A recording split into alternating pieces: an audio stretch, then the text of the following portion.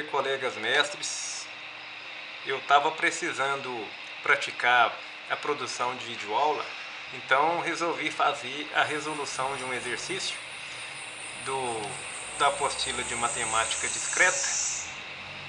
Na verdade, um exercício que o Merran até mostrou como fazer na sala. Mas pode ser que tenha alguém com dúvidas e eu espero que essa resolução ajude a esclarecer para quem precisar. Bom, este é o exercício de número 6.5 de matemática discreta. É uma questão de análise combinatória e este exercício foi até resolvido em sala de aula. Ele foi mostrado pelo professor Merran, mas pode ser que algum aluno não tenha compreendido. Então, o exercício pede que a gente calcule quantos modos podemos colocar dois reis diferentes em casas não adjacentes de um tabuleiro 8x8. Bom, se o tabuleiro é 8x8, ele possui 64 casas. Mas vamos entender o que são casas não adjacentes. No jogo de xadrez, quando um rei assume uma determinada casa no tabuleiro, o rei adversário dele não pode se posicionar nas casas vizinhas. E essas casas vizinhas é que são as casas adjacentes. Então o exercício está pedindo para a gente verificar de quantos modos o segundo rei pode se posicionar nas demais casas.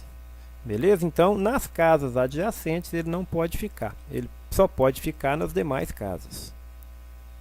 Para resolver este exercício, a gente precisa dividir em três situações. A primeira situação é quando o primeiro rei assume as casas dos cantos. Lá no livro está dizendo vértices, tá? Mas é a mesma coisa. Na segunda situação, a gente vai considerar que o rei pode assumir essas casas que estão nas fileiras externas. E já na terceira situação, a gente vai considerar que o primeiro rei pode assumir uma dessas casas centrais. Tá? Cada uma dessas três situações vai gerar uma quantidade diferente de possibilidades. Então vamos ver cada uma delas separadamente.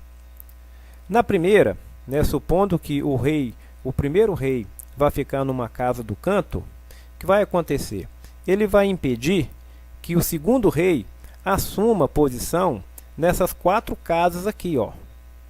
Ora, se haviam 64 casas no tabuleiro disponíveis, o primeiro rei impede essas quatro casas, sobram 60 para o segundo rei.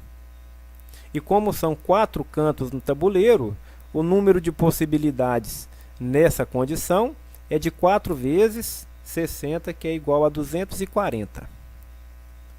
Agora eu vou para a segunda possibilidade.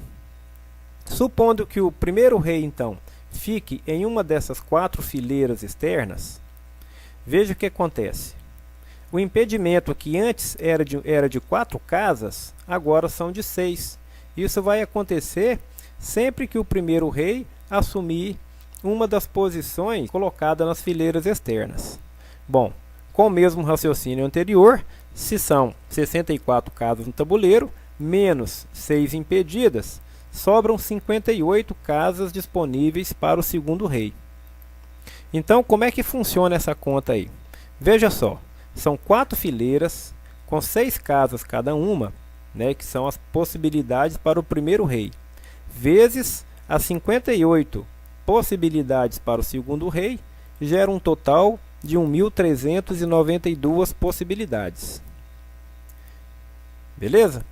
Já na terceira situação, considerando que o primeiro rei pode assumir cada uma dessas 36 casas centrais, ele vai produzir impedimento também para o segundo rei, só que agora é de 9 casas. Então o segundo rei vai ter 64 menos 9, 55 casas disponíveis. Essa conta fica assim, ó: 36 casas disponíveis para o primeiro rei, vezes 55 casas disponíveis para o segundo rei. Geram 1.980 possibilidades.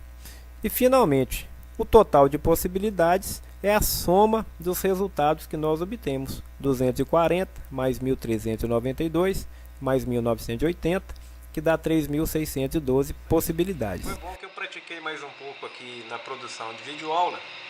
E numa outra oportunidade, sobrou um tempinho, vou ver se eu consigo fazer, que vai ajudar mais para frente na hora de recordar algumas situações, né?